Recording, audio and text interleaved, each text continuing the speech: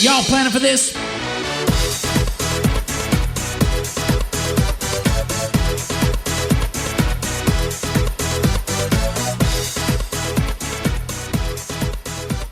Hello, everyone, and welcome to another episode of the Perfect RIA Podcast. I'm Matt Jarvis, your host, and on today's What Worked Wednesday, we're actually recording this in my house in Las Vegas, and I have my personal coach, well, not just personal, professional coach, Brett Baughman, who's here, and Brett, you and I have worked together now for, I guess, a couple months now. Close to 6 months. Has it really been 6 months? Yeah.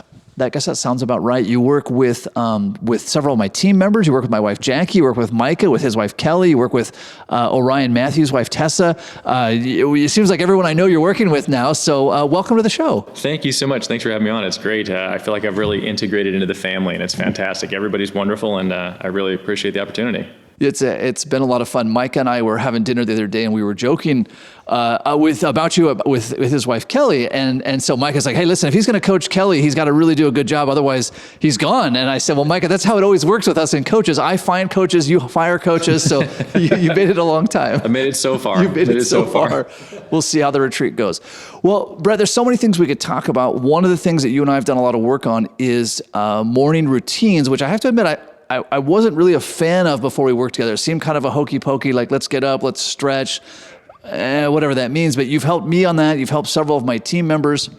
Everyone speaks really highly. So talk about that. Tell us a little about yourself. We'll see where this goes today. Awesome. Thank you. So, it's funny too, because I always have to preface by saying this, I'm in the same boat. I was one of these high performing executives, push, go, got to do everything. The reason I'm successful is because I work 700 hours a day. Yep. I don't have time in the morning to get up and do this stuff. I got to go. But the thing is, after doing it so long and researching, and also I have such a passion for peak performance, I was like, how can I get better? And the thing is, at some point in time, getting better is not just learning a new tool. It's why you're using the tool and how you're using the tool. Because everybody gets lots of tools. You look at them and they don't use them, right? Yeah. How many things you get thrown at you and you never use it? Yeah. Including meditation. I usually have to beat most people, to get through the icebreaker on that. But the thing is, what I realized was I started really doing fundamental research. Like, let's figure out what really works. Not just cheerleading and motivating somebody, but I want backed scientific evidence, and I want proof myself in the result. And so what I looked for was, what are the key components to peak performance? And I am going to give myself a toot a little horn here, because I started doing this about 15, 16 years ago. It's evolved even more so in the past 10 years. But now the science of peak performance is a thing, and people talk about it. And there's a list I've had of things I've had everybody doing for a long time, decade and a half, that are now proven. But the thing is, what happens is there are times we work biologically, like our homeostasis, what works best, how you use something and implement it when it makes a difference, right? Sure. Like, you could be an incredible entrepreneur that's working, doing high level, making great money, profitable, making impact. But the thing is, you may not be feeling fulfilled or feeling right. It's like, oh, I sleep 2 hours a night and I'm making tons of money and successful. But the thing is, you're never going to reach your highest potential unless you're also biologically, psychologically, and emotionally tapped into what makes you work at your peak. And so I have a process I created a long time ago I call QP1, quantum programming. Okay. It's basically a daily morning routine. But the thing is, you are actually reprogramming yourself to function, to think, to work at a higher level. And so that starts with meditation. You have a list of affirmations you read. It's meditation. Then you go over passions. Then you have a list of affirmations, a gratitude list, and then you set goals. And when I tell people this, I'm like, look, there's so many books right now, everything from Atomic Habits to, you name who, everybody's talking about it. Yeah. But the thing is it's not just, again, the cheerleading. It's not just a system. What it is why they work specifically. And the thing is, they are working biologically with the way your body works. Interesting. Like when you do transcendental meditation. Sure. Every 10 minutes of transcendental meditation is equal to 1 hour of deep sleep. So whether you sleep 8 hours and then do 20 minutes, so you got 10 hours, that's extra energy. If you sleep 6 hours, you got your 8. So the thing when you feel the fog and you don't feel like you have as much energy or excitement or focus for the day, that's what's missing. This gets rid of the fog, make sure you're going to be performing higher. It also, we work at different brain waves. We're talking in alpha beta right now. Okay. Most of the time we barely get down into delta and gamma, because you get those when you're meditating, when you sleep. But those are the brain waves that are the fountain of youth. When you go down into these brain waves, what happens is your body actually starts to heal. It doesn't heal the same way if you don't go there. That's why we get disease, because we never rest our body to get over the stress and the disease. You process stress, you get more energy, you get more focus, and you actually unlock your mind in a certain way where it's ready to integrate what you want to focus on. It kind of says, okay, now I'm primed. Sure. So that's why we do that. And then we have the passions. After you've set yourself for the course, you go over your passions for the day. That says, this is what's most important to me. This is the map I'm setting out today, and this is the game plan, right? Everything works better with a game plan. So it's your game plan. And then that's high level. That puts you into like, I have a concept. But then it's like, what do I need to do today to fulfill those passions, to execute them at the highest level? That's what the affirmation does. Okay. I have things like, I Brett in the voice of empowerment. God, please put the words in my mouth that people need to hear. Things like, I always know what to say and when to say it, what to do and when to do it. They put me in the function that's specific to the passion, so that you're just priming and priming. It's like you're training like a Marine or a Navy SEAL to go into work. And then the thing is, you do a gratitude list, because it moves your energy from being heady and being ego to being heart focused. Sure. So you go out and you're empathetic, you can feel other people, and you're not just in your bubble. You're talking and focusing on your impact. And then you set your goals for the day based on that whole process. But it is the highest performing process you can put in place to work at your peak. Interesting. So I'm trying to think a little bit.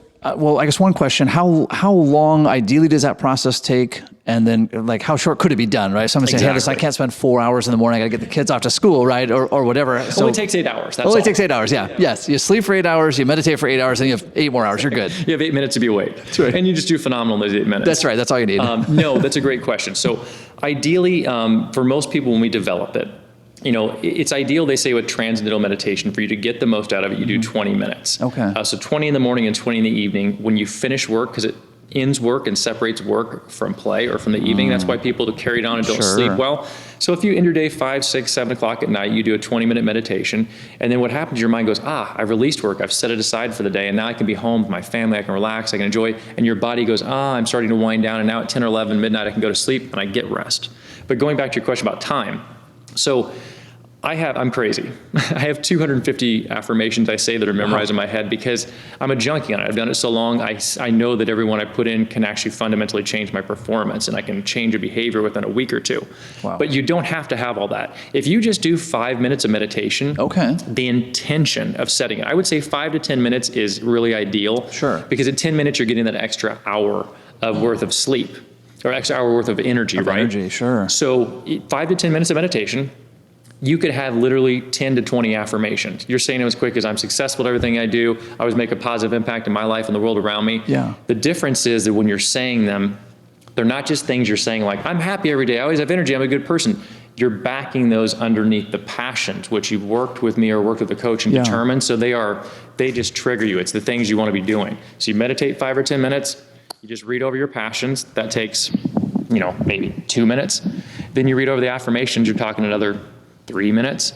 And then the gratitude list is the same list every day. You just list over things that are important to you. I'm grateful for my family, for my mom and dad, for my grandma, for my sister, my brothers. And it's just moving your focus. So you could literally do this process in under 20 minutes. Okay. You could even get it done in 10 if you needed to. Sure. It's just checking those boxes, but making sure that you're not just checking them like you just did them, that they're fundamental pieces you've purposely chosen to be there. And that makes the difference. So then ideally, you wake up, you roll out of bed, and that's where right there before anything else gets going. I literally, and what I kind of coach my clients to do is I wake up, I go brush my teeth. I want to kind of get conscious. Okay. I brush my teeth, kind of just do my little maybe 5-minute wake up. Then I go find a quiet place and I do it. Okay. But you want to do it in that first 5 to 10 minutes of waking, because you don't want the day to start coming in and things to creep in. All of a sudden a kid yells and needs something. Somebody knocks at the door. There's a bill. There's a problem. A ding on your phone. There's an email, a message. And then now you're reactive. You want to catch it before you're reactive, so that you start internal and you create your day internally, and you'll be able to be proactive and manifest it. That's a really interesting distinction, that reactive versus proactive. I think too many of us, right? We wake up, the first thing we do, sort of cliche, grab your phone, see what alerts there are, whether that's email or social media, and then, which I don't spend a lot of time on those, but I can find myself, I wake up and I think, all right, what are the 47 things I need to do today? And then immediately I'm trying to get into fix mode. So I guess kind of the antidote to this being edgy or the noise, or you mentioned not being able to sleep, is let's take a second and really be proactive everything we're doing. And here's the thing too, Matt, which is really funny. Like we think like, oh, I wake up and I go and do those bad habits. But the thing is, you already started with bad sleep. You went to bed at 1 a.m, still thinking about work, working on a proposal, talking about stuff on your computer. You laid it down when you passed out. You woke up and went right back to it. Sure. So there's no break. It's like a car with a quarter tank of gas that you want to drive across the country with. And you're like, why isn't this thing running well? Sometimes it's hard for us to say. We're like, how do I do it? I don't have time. I can't. Maybe in the afternoon I'll do it. The thing is, you're sacrificing your success and your flow. When you do this, you really get in a flow. Like I have clients after a couple weeks tell me, wow, I didn't want to try this at first. I tried meditation, it didn't work. Or I thought, and then they do it. And I'm like, to me, people say, when should I do this? I go, just any day that you want to have grow great. That's right. That's right. Which teeth should you brush? Just the ones you want to keep? That 20 minutes will, absolutely change the course of your day. You'll realize the stress that comes at you. It's like it puts these alerts, these triggers inside of yourself that to protect you emotionally. It makes you more objective in your thinking instead of being emotionally triggered. It instantly turns down the emotional meter. I always say that emotional thinking and objective thinking are like on a teeter-totter. If you have 100% emotional, there's zero objectivity. And so what most of us do is we live our lives 60, 70, 80% emotional, therefore little objectivity. That's the thinking brain that's telling you, I don't have time for this, the monkey brain. When you're able to turn that off and you're able to say, you know what, I'm going to invest 20 minutes in this. And if you do it for 7 days in a row, it doesn't even take the 7 days, but by the end of the 7 days, I can guarantee you go, holy cow, like something that happened to me 2 weeks ago blew me up and threw me off for 3 days. I had something 10 times worse happen this morning and I was like, I'll handle it. And you don't emotionally get affected. You go into strategic objective thinking. You're positive. You start to realize that, oh, if I'm positive and I'm objective and I use the tools I have, I can solve this much faster and I get out of the pain quicker, right? It's pain management. We we hate pain as people, but we keep ourselves running in pain behaviors all the time. And so it's about moving you out of pain and getting you into fulfillment and pleasure. It's interesting as you describe the morning routine. I used to think that I had a great morning routine, but it was let me get out of bed and let me go straight into reading, usually nonfiction, right? Like let me read whatever book I'm working on right now. And I do enjoy that, and that's still part of my morning routine, but it didn't give me, as you said, that time to like let me step back and let me sort of just reset. I guess I was under this myth, and you highlighted this of, hey, my sleep, that's my mental reset. But as you pointed out, really it's not. Like I'm going full speed and then I pass out and then I wake up and I'm back to full speed. That really was no break time. Yeah, you're not going down in those brain waves. You're not really resting. Your physical body's laying down, but it's not healing and recharging. And it's reading is fantastic. I actually have, I generally get up around like 5:30 or 6. Okay. If I'm really lazy, 6:30. But I do that morning routine, and then I take my dog on a walk because I want to get outside. Another one of the peak performance things, you want to get outside, you can get out vitamin D and get fresh air, nature. And then I come back, I eat a healthy meal, and I sit down and I read or listen to an audiobook. So then I digest that in, and then I go to the gym and I do fitness and I take the audiobook and listen to it there as well. So I am doing it, but I want to make sure that everything starts with me so that it's not so external. Sometimes we read because it's like, the fundamental goal is like, I want to do this so I better myself. I want to make more sales. I want to be better at my job. But the thing is, if you don't have the exact reason why you want to have it, because it's being better at your job for why? Who cares about being better at your job if it doesn't come back and impact your life? So I can buy that house, pay off my parents' medical bills, pay my daughter's college. So when you get up and you tap into the internal, you understand why you're doing everything. When you listen to that book, you will actually retain the information. That's the other thing about the meditation. How many people read books, go to seminars all the time? They go, that was incredible. I came out of the seminar. What'd you learn?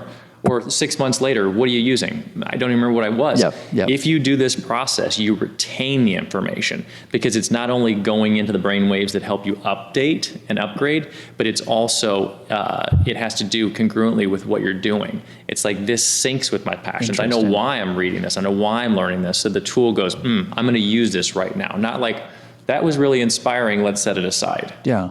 So where does this start? Like, what's the easiest first step? So advisors are listening, right? And there's, 60,000 downloads a month of the podcast now. Thank you to the TPR Nation. So you're an advisor, you're listening, and you're thinking, man, this makes sense. I guess I can give it a try. I feel like I've got 1,000 things to do. I don't know where I'm going to find this time, but I'll find it. I'll squeeze it in. Maybe I'll get up 20 minutes earlier. I'll do it next week. I'll do it next week. I'll do it next week. Isn't that classic? So you're listening. You say, great, I'm committed. I'm going to try this morning routine out because Brett and Matt said it would work. So we're going to start tomorrow morning. Where do we start? So I would say the simplest thing to do, like let's go with the check boxes that are the easiest to do, right? meditation would be the first to start with. Because the hardest thing is the way you feel. If you don't feel good so many times, it doesn't make us do something. Now, I have to say this caveat in here, which is also a mantra that I live by, which is, feelings do not dictate reality. They dictate your reality. Interesting. And because it's like, you can feel horrible and be doing fantastic, right? Or you can feel fantastic and not be really doing well. So don't let your emotions drive you or believe that that's what reality is. It's what you're experiencing in the moment. Okay. So the thing is we got to get you in a practice, a discipline that helps you feel better faster, but also gives you fundamental growth. The great thing about meditation, and especially transcendental meditation, is it's been proven scientifically. It's quantitative. It actually scales. The more you do it, compounds, you get better at it.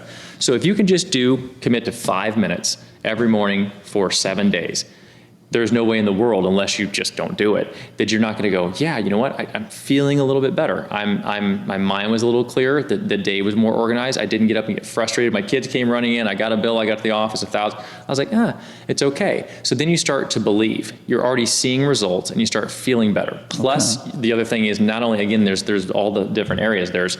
It's giving you more rest, so you have more energy. It's taking the brain waves with integrated information and update your system. It's helping you heal. It's removing stress, and it's starting from inside out. So you start focusing on you and thinking, why am I doing this? Interesting. And it's not reactive. So that starts a really big kickoff of a lot of value. If you can do that, then you can go, you know what? It's crazy. I had a couple clients in the past year that started out real slow and were doing a couple minutes. And then within doing 5 or 10 minutes the first week, they jumped and started doing 20 multiple times a day. Because they became this is incredible. And so the thing is, you're going to go, I want to do more. And you'll add more. And then you can start saying, okay, let's check some other boxes. Maybe I'll get out, I'll exercise every day. Yeah. Maybe I'll try to go to bed at a good time. Maybe I'll start reading. And there's little easy things. You could meditate 5 minutes, read 10 minutes, get outside 10 minutes, exercise 10 minutes. Next thing you know, you've fundamentally changed your life. And this is no bull. I mean, you're going to transform yourself quickly. I can't believe those little things did it. But discipline, that's one thing everybody says, I'm very proud of it. People say, man, you're the most disciplined person I've ever met. And I honor that, I respect that, but it's true. I know that the discipline is the key. If you're consistent, you'll see the results and you can measure it. But if you're in and out and up and down, you're not going to know what's working. So you got to stick with it. And just a week will change your life. Yeah, and I think that's something any of us can commit to, right? So all of us listening, right, we can say, great, I'm going to spend 5 minutes every morning, 10 minutes every morning. Now, I would really watch for, and Atomic Habits talks about this, a lot of books talk about this.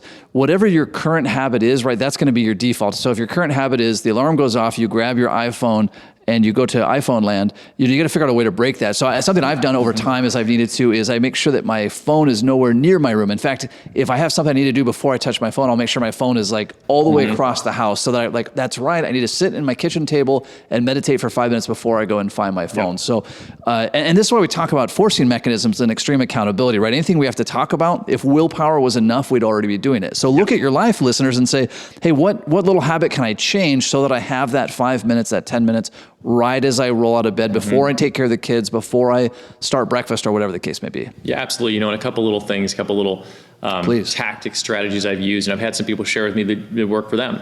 One that I suggest is setting an intention for your day and for your week.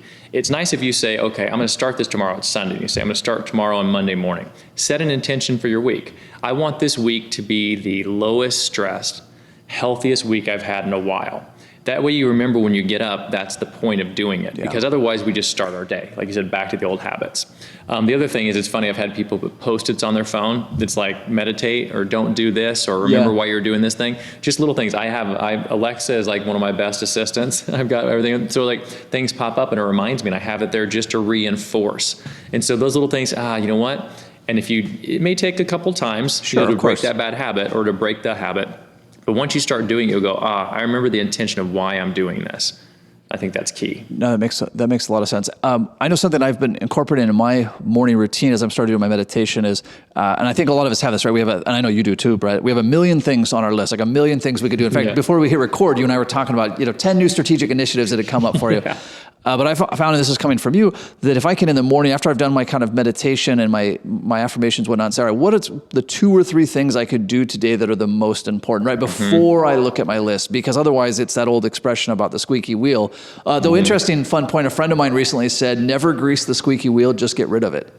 Which sort of interesting. But anyways, part of that morning intention is, what are the 2 or 3 things I can do today that's going to make the biggest difference, knowing that without that, it's going to be whatever's loudest is going Right. to take my time. Yeah, absolutely. And I think that one of the things I really like that, I'm big into word. I'm big into communication of words. I really like articulation. So certain things, they speak to me, but at the same time, I think they really translate what we're trying to do. They articulate the point. So I look at impact. That's really become one of the fundamental things is passion and impact. And then fulfillment, because it's, that's how you measure the success of it. Sure. But for me, it's like I look all the time, what is the thing I can do that makes the greatest positive impact in my life right now or today? Like if I'm like, what should I do today? What's going to make the greatest positive impact? Now that doesn't mean that every single day you got to be building a new business, you got to be writing a new book. Yeah. Sometimes it's purposeful. Today, I'm going to take the day off and rest because I need rest so I can come back stronger tomorrow. But if that's the greatest positive impact, today is resting my body and being healthy, fantastic. But I think if you keep using that as a driver, you can say to yourself, okay, what's the greatest positive impact? I'm going to open my Facebook and Instagram and scroll for an hour. Is that really? Not. Probably not. Yeah. And so you're going to start to train yourself. And then once you just take the leap of faith, this is one of these things where, I would never steer anybody wrong, but it's so absolutely truthful and has so much backing behind it now. This is no longer just a cult thing that people are saying. It's proven. If you can dedicate saying, you know what, I want to be the best and I want to perform better, I want to feel better, I want to be healthier, think better, this is the way to get there. And nothing's easy. If you're overweight 50 pounds, right? If you're stressed in your life and not reaching the potential you want and not making the money you want, then that's equivalent in physical to being 50 pounds overweight and not being the health you want. So think about going to the gym. If you go to the gym 50 pounds overweight, you've not been to the gym in 6 months, you're not doing what you need to do. You don't jump on a treadmill the first week and go, man, I'm feeling incredible. Look at these results. Yeah. It sucks. And it's going to suck for a while. You're going to say, I feel worse. It's terrible. I'm sore. Now I hate this. I don't like it. But the thing is, if you keep doing that for 30 days, you're going to go, holy cow, now the endorphins are coming in. I'm seeing a difference. My life is working different. The stress is going. Same thing with this process. It's just tough when it's in our mind because you don't see it. It's what you're believing and what you're feeling, and you've got to reprogram those concepts. Let's talk about that a little bit more, that this stress is equivalent to being 50 pounds overweight. This actually came up in a conversation I had with an advisor this morning and several times this week saying, hey, Jarvis, now that I'm implementing surge meetings and all these things from the podcast, like I've got all this time off, but I don't know what to do with the time off. And Brett, you're a serial entrepreneur, right? The joy and the passion about being an entrepreneur is very addicting. It's like a very easy well to go to. Like, hey, I'm a little bit bored. I'm not mentally stimulated. Let me go work on a company. But to your point, it creates this stress. It doesn't create the break. So talk to us a little bit about your thoughts on how do we break away in a healthy way from this borderline addiction of being an entrepreneur? Oh, great segue and great question. So this would go back to my process with passions. Okay. And this is something that I'm very passionate about. But I discovered this many years ago through my work and research and kind of developing my process. I just looked at what do I want to do and what drives me, what inspires me. Interesting. And so the thing is, again, there's so much great information, but a lot of things, and this is nothing to bash anything, but it's like cracking the egg, right? At first we have to crack the egg and see what's inside. Like I think the book The Secret's a great idea like of that. It's sure. Like, not everybody took all the tools and understood them, but it made people aware. And so a lot of stuff gives you awareness, but it doesn't give you the fundamental driver of why you're doing it. So the thing is, what I've developed with my process of discovering your passions is that too often we'll say, oh, I know I'm passionate. I'm passionate about playing the guitar. I'm passionate about running my business. But that's not the passion. That is how you're executing on the passion. Interesting. I give this example all the time of like this doctor. And I think I shared it with you, but this doctor that came to me, and super long story short, he was in his early 50s, very successful, great wife, family, homes, etc. Done Doctors Without Borders and did 2 tours in Iraq, and just a very impressive guy. Yeah. Got to his point in his life where he's like, I'm lost. He's like, it's so crazy. And I feel so much guilt and shame for feeling lost because look at my life. It should be great. But long story short, I said, let's talk about your passions. And he's like, Brett, I told you I'm a doctor. I'm passionate about being a doctor. I was like, that's not a passion. That's a title. And so when we fundamentally worked through and figured out, what he realized was that that's how he chose to execute on it. The passion was saving lives with his hands, being there, putting his hands, he's a cardiologist and neurologist, so putting his hand on somebody and saving their life. Wow. So he was looking at opening a general practice. Little kids come in with snotty noses. I'm like, going to be passionate anymore? If you fulfilled? He's like, absolutely not. So my point in saying this is that when you discover your passions, what you're doing is you're tapping into the deepest things that drive you, but it's also balancing your life. It's not just career related. So many high performing, successful entrepreneurs, we go, career, that's all it is, business. Like, no, you got to have your relationships, your health and fitness, your spirituality, your hobbies, your personal growth, all those things. So the goal is, rather than just digging into a business which stresses you out, the way you become more successful, more balanced, more fulfilled is looking at one of the other areas of life that you're not focusing on at that time. Sure. So if you're super successful in your business, how's your relationships going? Go and work on those. Maybe those are going well. Okay, what are your hobbies? Go find a hobby. Yeah. What are you doing for your personal growth? What are you doing for spirituality, whatever it is? And figure those things out. And so you'll find it won't be hard to want to do them when you know what the passion is, because that's the things you want to do most. You then have an unlimited resource of ways you can execute. Like this guy ended up going, and rather than the general practice, he ended up taking, I think it's 5 or 6 other guys that specialize in medical things that are very specialized. Yeah. And they now go to ground zero when there's like there's a hurricane that hits or a school shooting. They go and they show up and save lives with their hands. So he developed that. That's unique. That's not out. There's not a job you look on LinkedIn or something like that, or Monster, and there's my job. And so he took his passion and developed it. Interesting. And that allows him to be balanced, and he does whatever he wants to tick those other boxes. Kind of related to that, I worked with a coach one time, and I was trying to find, this is before I had some hobbies, and he said, hey, what was it that you really wanted to do when you were like 12 or 13 years old? And I had a thought come to mind. He's like, no, set that thought aside, like a healthy, productive one. I said, well, I always wanted to have a dirt bike. When I was a kid, we didn't have any money. I always wanted to have a dirt bike. So he says, great, go out and buy a dirt bike. And funny, this is kudos to Jackie, my wife. I came home from that coaching session. I tell her the story. I said, this coach I'm talking to says I should buy a dirt bike.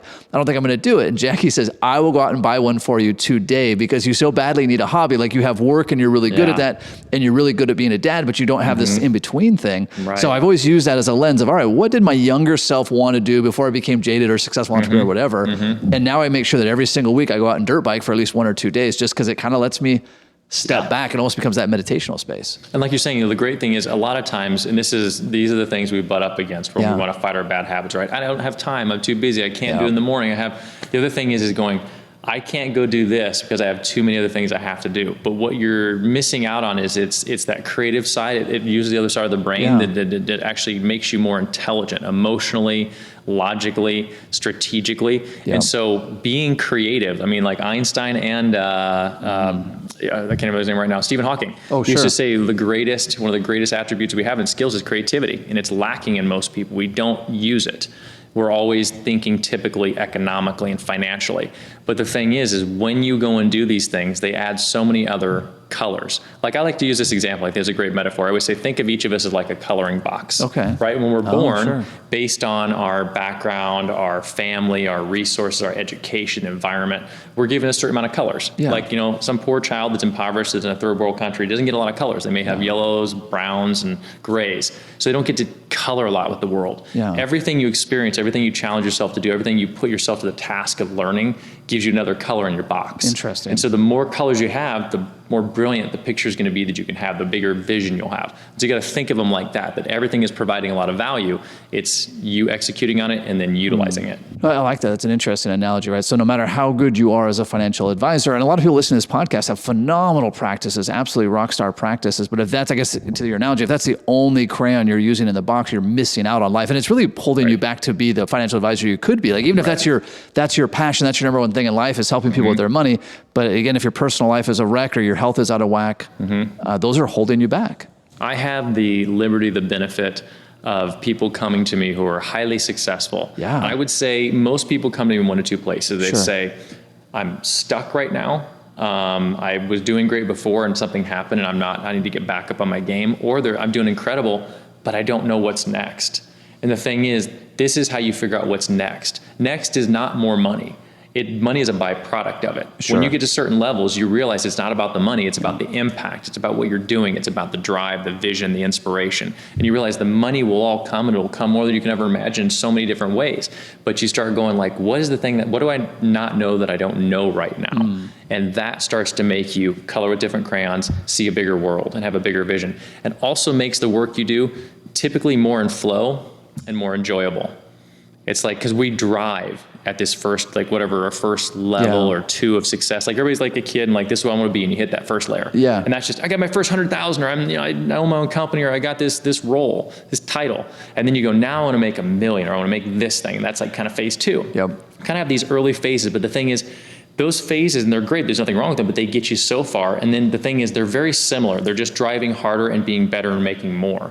But they're not the layer up. which goes up and starts saying, how do I impact the world? What's the legacy I'm leaving? What is the other thing I'm really doing? And when you get up there, things transform, and you're no longer having to drive the same way. I mean, look at Elon Musk. He does so many things. It's wild. So creative, so innovative. People think all the time what he's thinking is crazy or he's going to fail. And he's like, nope. And so that's what it's like. It's getting that other mindset, tapping into the other potential, and really letting yourself soar. Something that makes me think of, you mentioned these different levels of success or achievements, right? And I often talk about that the grit and the grind that can get you to that first couple of levels, right? Like with hard work, you can get a financial planning practice to $1 million. Like if you just grind away, you can get there. You're not going to get to 10 million or 100 million of just grinding away. And same with this idea of like, hey, what I've got to do is I got to be on 24/7. I got to wake up right away, and I've got to grind, and then pass out. And that will get you so far. But boy, you really hit a wall with that, and you just won't be able to get past that. Exactly. If you think about it, a lot of people, I'm sure a lot of people listening right now, it's like, most people are probably working easily 8 hours a day. That's probably the minimum, nothing but probably doing 12, even sometimes 15 hours. Yeah. So if you're doing that, and let's say you're making $1 million or $5 million in your practice, fantastic, successful, God bless you, that's great. Yeah. But the thing is, how are you going to make 50?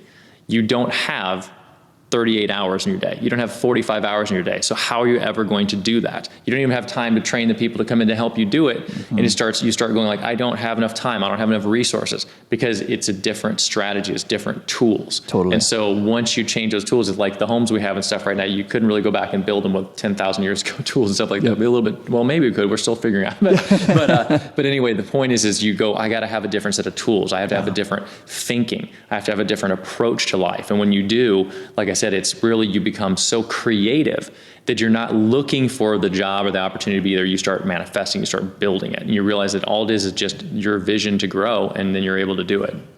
Yeah, I guess I would add to that, whether your goal is to go from $1 million to $5 million, or if you're saying, hey, I'm making $1 million, that's more money than I ever knew existed. I don't really feel a need to go to $2 million. Well, then let's step back and look at the number of clients that you're able to help, right? If you're at a practice that's doing $1 million a year, you are delivering massive value, but likely to a very small group of clients. If and I as well could get out of our own way, instead of helping 100 clients, maybe you could help 200 or 500 or 5,000 or 50,000. Like the industry so desperately needs quality financial advice that when we get to a point we say, hey, I'm just going to kick up my heels and I'm not really going to try from here, we're doing a disservice not only to ourselves, but really the entire industry, the entire world. And your experience of doing it, right? Maybe you're like, I want to be at $1 million, that's great, and you're doing fantastic, and you've reached every dream you want. Yeah. But maybe it's a lot of hard work, and it's more hours. Yes. You wish you had more time to go to your kids' things at school. You wish you had a better relationship, or didn't feel guilty taking off a vacation and working on your laptop half the time.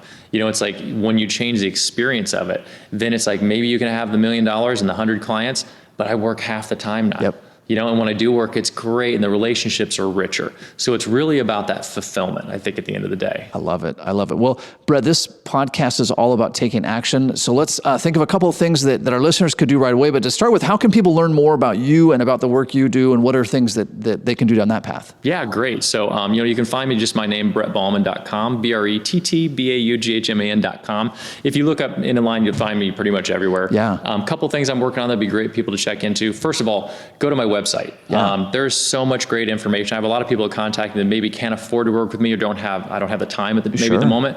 Because you're working with everyone I know. Exactly. Matt's got me like on payroll up. here. Yeah. Exactly. But the thing is, there's so much information. You can find just about anything you need. There's a bunch of information on meditation, a lot of the things we talked about today, so you can go back and go deep into them. So I would say, I'd challenge you to go there and find one thing over the next 7 days that you can use, because I guarantee there's one thing in there you can take a nugget out that you will use for the rest of your life. That would be one great thing. I love it. I'm working on a couple of things. I'm doing my new executive retreat, which I'm really excited about. There's going to be a lot of information there soon. So if people really need to kind of get out of their world, sometimes it's tough to hire somebody in our own day, like we're saying, in our life, to get that going. So sometimes they need to take a vacation and get away. So I'm giving an opportunity where people can come and work with me and immerse, where I'll transform you in a week. So when you go back, you're on that path, right? You're not having to try it on your own. So that's going to be exciting. I love that. But a lot of great things coming. So I would say check that out for the information. And then I would challenge you, look for the nugget of information on the website. And everybody try to do, challenge yourself to do 5 minutes of meditation for the next 7 days. That would be my action I would give you. Yeah. You're going to find that you're really going to feel good from it. If you can go the gangbusters, do 10 minutes. The one thing is, the more you do, the quicker you're going to experience the results. That's really truthfully. It's like, again, working out at the gym. If you show up at the gym every day and do 30 minutes, versus doing twice a week, both are great. Nothing wrong with either. But if you're wanting to get to that feeling of like, I'm on the other side of the hill, Sure. that's going to come quicker. So test out some meditation, love that. get it in there and give yourself some stress release. Most importantly for your health. I mean, so many of us are frustrated and overwhelmed all the time. Not only are you going to feel better, you're going to perform better in everything you're doing. So that's going to enrich every area of your life. I love that. I got to just add one big takeaway from me, and Brett, you can see this, but people who are listening can't. I mean, I've got a whole page of note here that I've taken from our discussion, really sticking out to me this idea that being stressed is the same as being overweight. I keep myself in really good physical shape. That's something I'm sort of proud of. But then to think, all right, well, if I'm carrying this level of stress around with me, it's not any different than carrying this extra weight. So an action item for me is to remember that, hey, being physically fit and stressed is not a point of pride. Like I need to be relaxed and fit and all these things. So Brett, really appreciate your time today. Everyone be sure to look up Brett. Great resource on your website. We're also, Brett, you're coming to speak at our team retreats. You're coming to speak at my personal mastermind.